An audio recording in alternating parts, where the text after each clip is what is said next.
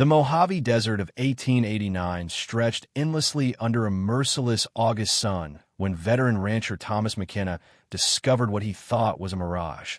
A young girl wandering alone through the scorching wasteland, her Victorian dress torn and dust-covered, speaking in delirium about a mother he'd never known existed. Thomas's split-second decision to abandon his cattle drive and race the unconscious child back to his ranch would lead to a sunrise revelation that shattered 15 years of carefully constructed lies, exposing a kidnapping that had destroyed two families and revealing that the stranger he'd saved from certain death was the daughter stolen from him as an infant during California's most notorious custody battle.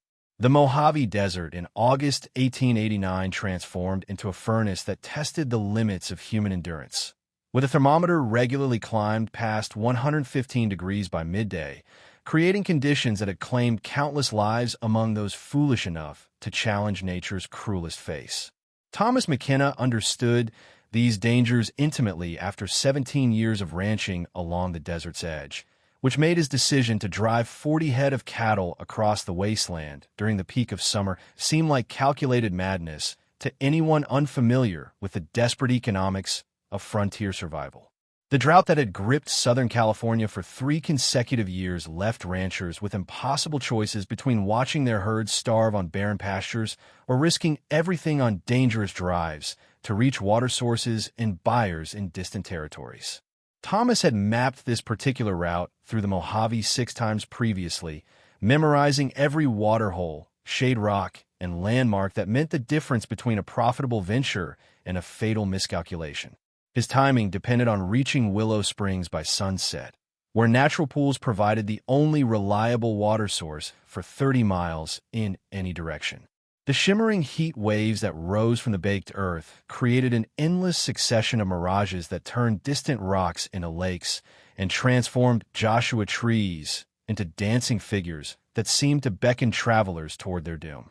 Thomas had learned to ignore these desert phantoms, keeping his eyes fixed on the genuine landmarks that marked safe passage through this unforgiving landscape.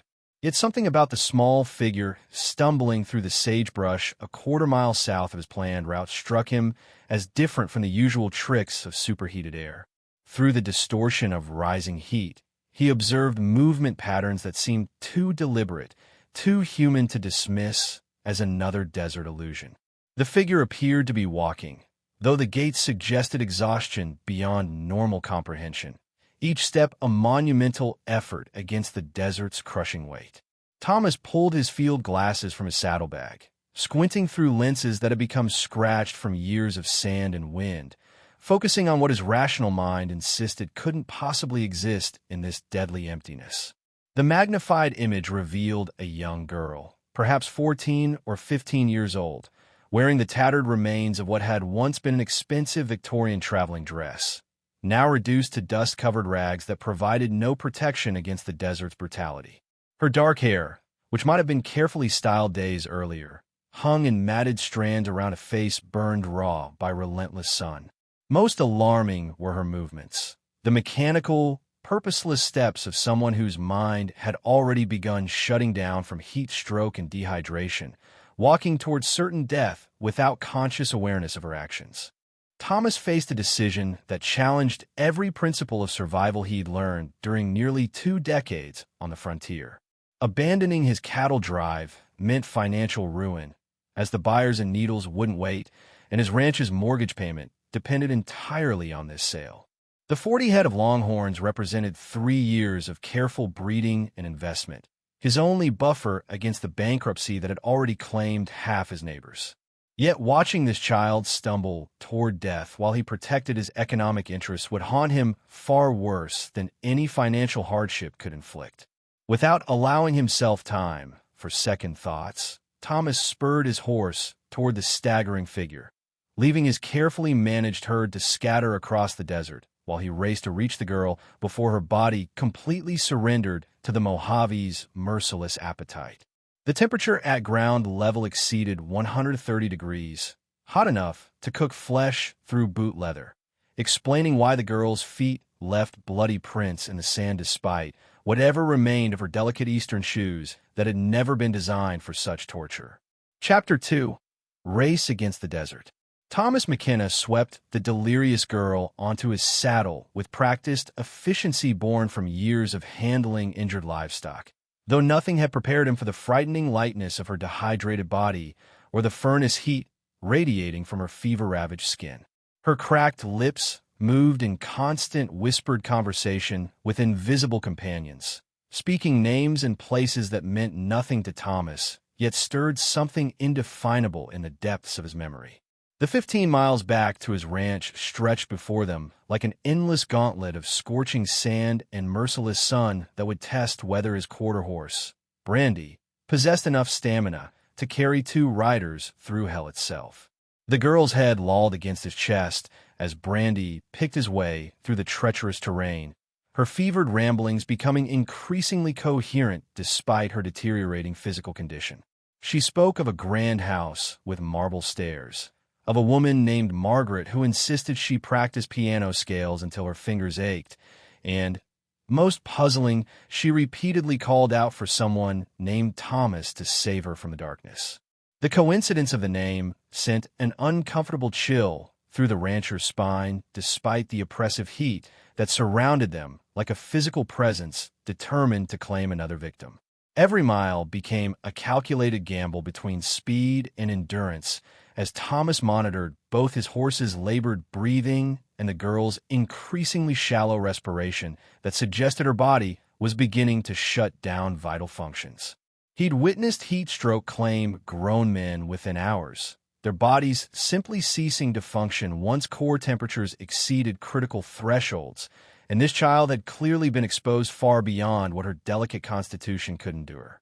The canteen at his hip contained perhaps 3 cups of warm water that tasted of leather and metal, barely enough to wet her lips periodically, while saving sufficient reserves to keep Brandy moving through the afternoon's peak temperatures. The distant outline of his ranch buildings appeared through the heat shimmer like salvation itself, though Thomas understood that reaching shelter marked only the beginning of a battle that frontier medicine gave him limited weapons to fight. His knowledge of treating heat exposure came from Mexican vaqueros who'd taught him the critical balance between cooling an overheated body too quickly, which could trigger fatal shock, and allowing dangerous temperatures to persist, which would destroy organs beyond repair. The girl's skin had progressed from sunburned red to an alarming gray pallor that suggested her body had ceased sweating entirely, a terminal sign that meant death could claim her within hours. The moment Brandy staggered into the ranch yard, Thomas carried the unconscious girl directly to the stone root cellar that maintained temperatures 20 degrees cooler than the surface world above. He'd stored clean linens there specifically for medical emergencies, understanding that infection killed as many frontier dwellers as initial injuries. Working with desperate efficiency, he cut away the destroyed remnants of her traveling dress, revealing expensive undergarments that spoke of wealth far beyond anything common to desert territories, their French lace and silk construction suggesting connections to San Francisco or Los Angeles society. The girl's traveling case, which he'd managed to secure to Brandy's saddle during their flight, contained items that raised more questions than answers about her presence in the deadly Mojave. Alongside practical items like a water-stained journal and dried food supplies, he discovered legal documents bearing the seal of the California Supreme Court, though heat and moisture had rendered most text illegible except for fragments mentioning custody disputes and the name Ashford, which Thomas recognized as belonging to railroad magnates who controlled much of Southern California's transportation infrastructure. As he worked through the night, applying cool compresses with calculated precision while forcing small sips of water mixed with salt and sugar between her cracked lips, the girl's fevered declarations became increasingly specific and disturbing. She spoke of being told her father had died in a mining accident, of years spent in a San Francisco mansion that felt more like a prison, and most remarkably, she clutched a locket that she refused to release even in unconsciousness, insisting someone named Thomas had given it to her mother before everything went wrong. Chapter 3. Shattered Silence. 3 days and nights blended into an exhausting marathon of vigilant care as Thomas McKenna fought to pull the mysterious girl back from death's threshold, employing every fragment of medical knowledge accumulated during 17 years of frontier survival. The root cellar had become a makeshift infirmary where he maintained precise temperatures using wet blankets and strategic ventilation, understanding that her recovery balanced on a knife's edge between cooling her dangerous fever and triggering pneumonia in lungs already compromised by desert dust.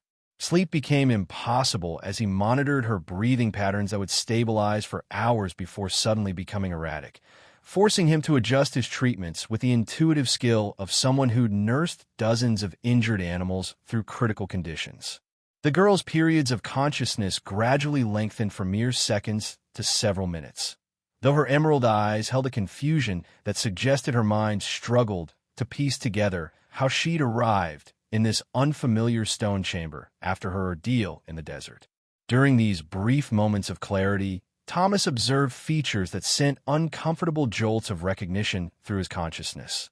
The distinctive arch of her eyebrows that matched his own, the way her lips pursed when concentrating that eerily mirrored expressions he saw daily in his shaving mirror, and most unsettling, a small birthmark behind her left ear, shaped like a crescent moon, that awakened memories he'd spent 15 years trying to bury. On the third night, as a spectacular thunderstorm brought blessed coolness to the scorched landscape, the girl's fever finally broke in a drenching sweat that soaked through multiple layers of bedding.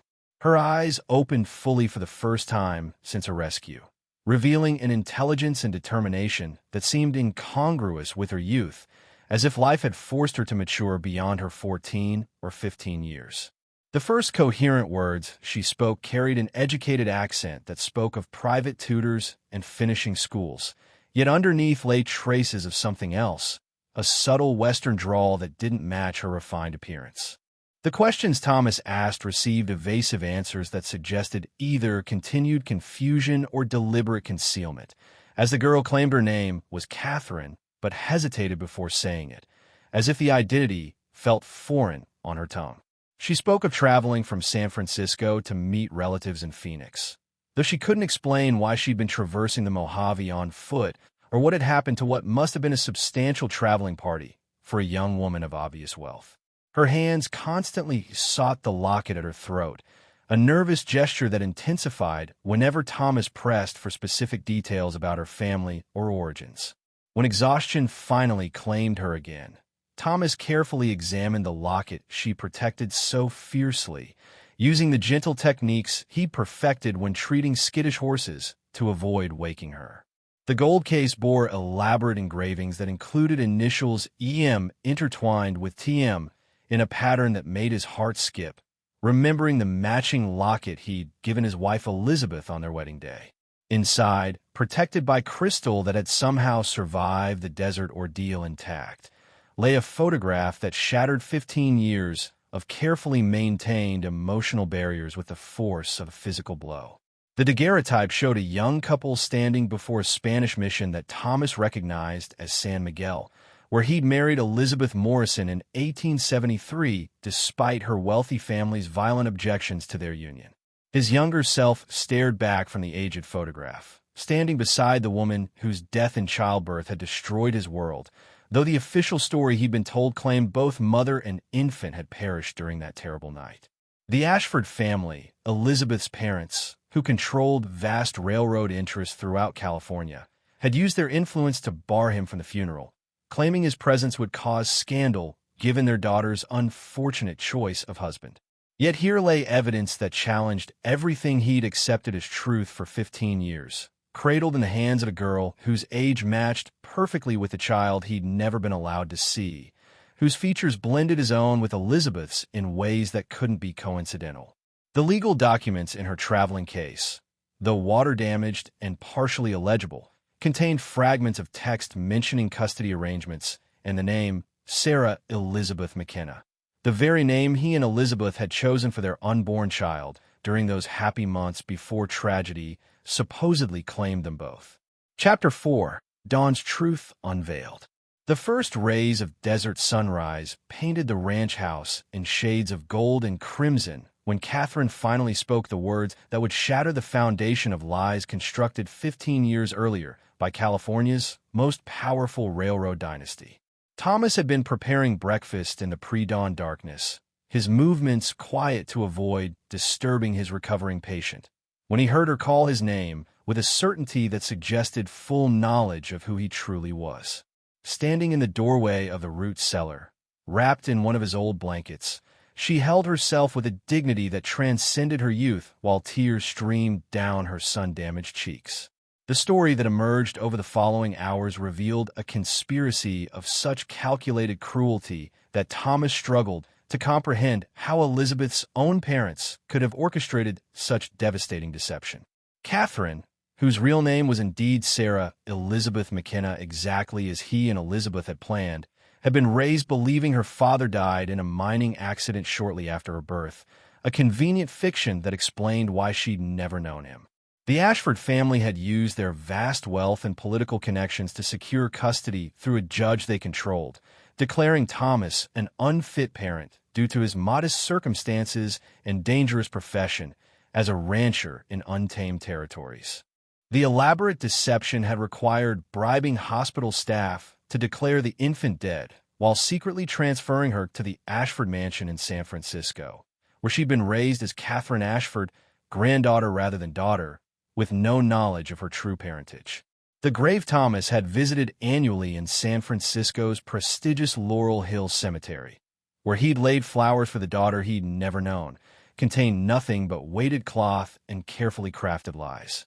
Every prayer he'd whispered at that false gravestone had been heard by no one, while his living child grew up mere miles away, imprisoned in luxury, but denied her true identity.